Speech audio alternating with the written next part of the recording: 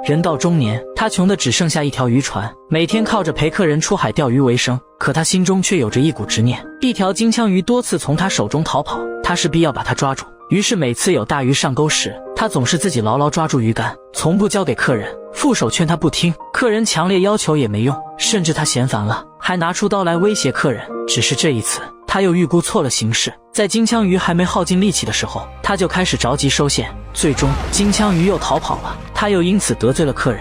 而这样的后果就是，副手的工资他经常没钱给，甚至连出海的油钱都拿不出来。好在他有一位善解人意的红粉知己，总是时不时的给他一些资助，让他得以继续自己的执念。直到这一天夜晚，一位金发妙女子突然出现，她是修哥的前妻，找了很久才找到这里。他们一起来到渔船上，经过一番虚情假意的试探和铺垫后，前妻终于说出了来此的目的，她要修哥帮忙杀掉她的现任丈夫。原来现任是个建筑大亨，控制欲极强又很暴力，每次醉酒之后就对他拳打脚踢，到现在越来越频繁，越来越凶狠，甚至还经常辱骂他和修哥的儿子。他无法摆脱，也不敢逃跑，于是他想解决掉他。前妻已经计划好了一切，她说服丈夫前来度假钓鱼，只要修哥带她出海，灌醉她，然后把她扔到海里，就一切神不知鬼不觉。作为回报，他会给修哥1000万现金。趁着他们还在谋划的时候，我先给大家发一波福利，如果你单身又想要一个听话的女友，试试左下角这个，上线让你体验跟不同美女约会的感觉。无论是清纯学妹、娇羞萝莉还是高冷御姐，你喜欢的类型全都有，超过100款女友任你挑。左下角入口限时开放，抓紧点击左下角试试吧。尽管修哥穷困潦倒，可他却不愿惹上人命。 Listen, before the moon goes down, I got fish to catch. You get the fuck off my boat. $10 million, John. Get the fuck off my boat. 他拒绝了前妻，可回到家后，儿子的凄惨遭遇却一直萦绕在他脑海。恍惚间，他似乎听到了儿子的呼喊。There's something I need you to do.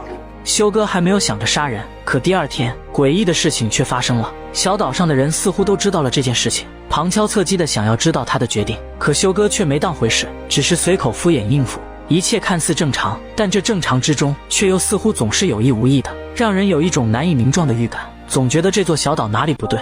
现任还是来了，他嚣张地对修哥发号施令，却不知妻子早就对他痛下杀心，还现场掏出钱来，强迫修哥必须出海，任凭他如何拒绝，男人都丝毫不理睬。 Every man has his price. Tomorrow at 7 a.m. I'm gonna be here. So should you.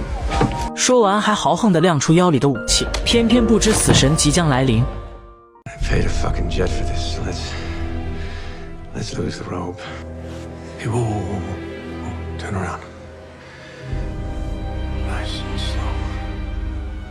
妻子终于忍受不了丈夫的暴行，想让前任帮她解决现任。修哥本已拒绝，可男人偏偏好死不活，又花大价钱雇他带自己出海钓鱼。渔船很快来到深海，修哥撒下碎鱼饵料，男人边喝酒边惬意地等待。很快，鲨鱼闻着血腥味而来，他上钩了。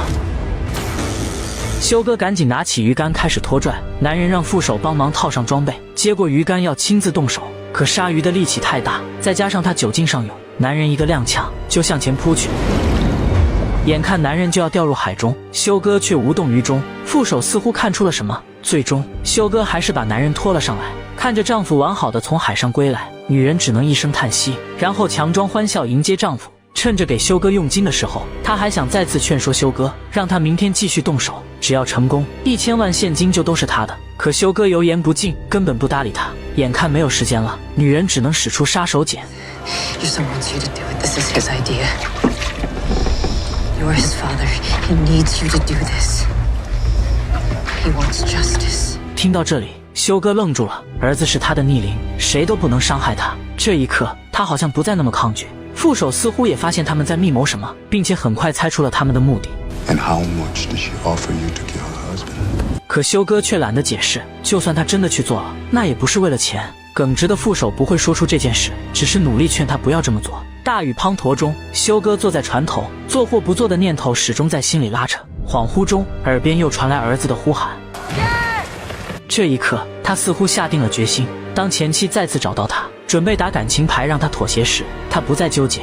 I will take him out tomorrow. He will drink. He will fall overboard. Sharks will get to eat. And I will get 10 million a guy. I'm doing this for him, Patrick, my son.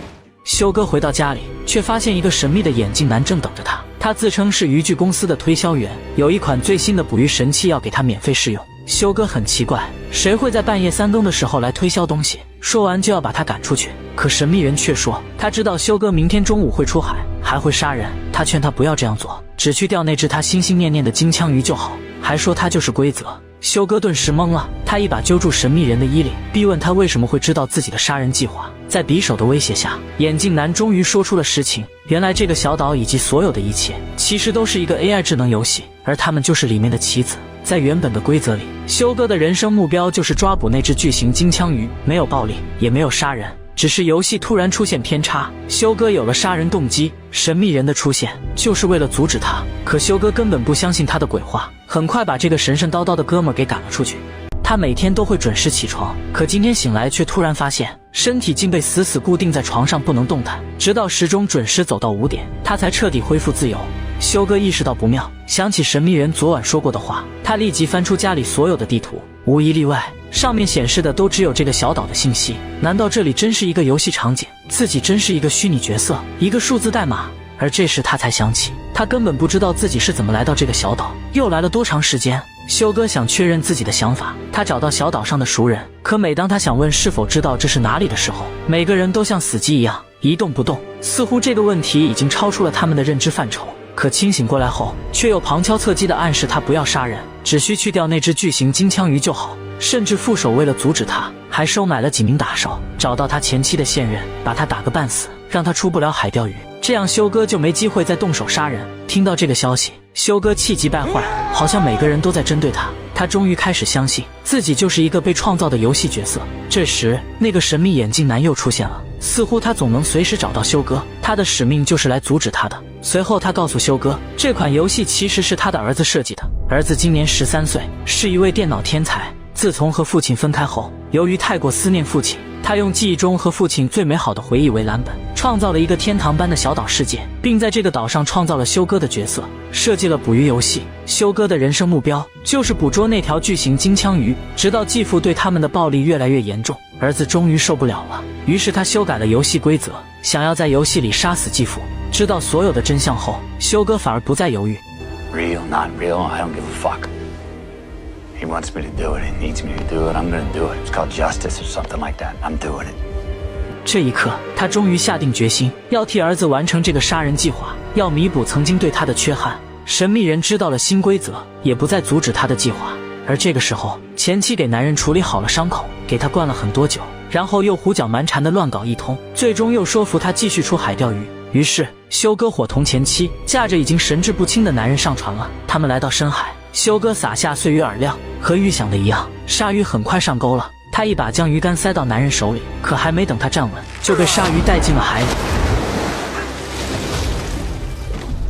他们的计划终于成功了，而在现实的家里，儿子也站起来，拿出一把匕首走出了房间。第二天，新闻报道出来，一位13岁的男孩因为阻止酒后对母亲施暴的继父，用匕首刺进了他的胸膛。可经过调查后，法官判定，鉴于男孩母子常年遭受暴力的经历，他的行为属于正当防卫。而男孩的亲生父亲早在多年前的战争中就已死去。经过这一磨难后，男孩重新改写了游戏规则，他把自己也写进了游戏。最终，父子二人跨越时空和生死，在这座美丽的小岛上重新相聚。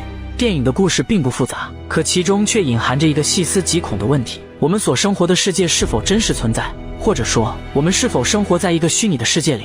就像马斯克曾经说过，人类生活在真实世界的几率不足10亿分之一。如果是虚拟世界，那就一定存在着更高级的设计者。当然，还有一种更令人恐惧的可能，人类或地球只不过是高级生命手中的试验品。当人类真正觉醒，便是毁灭时刻的到来。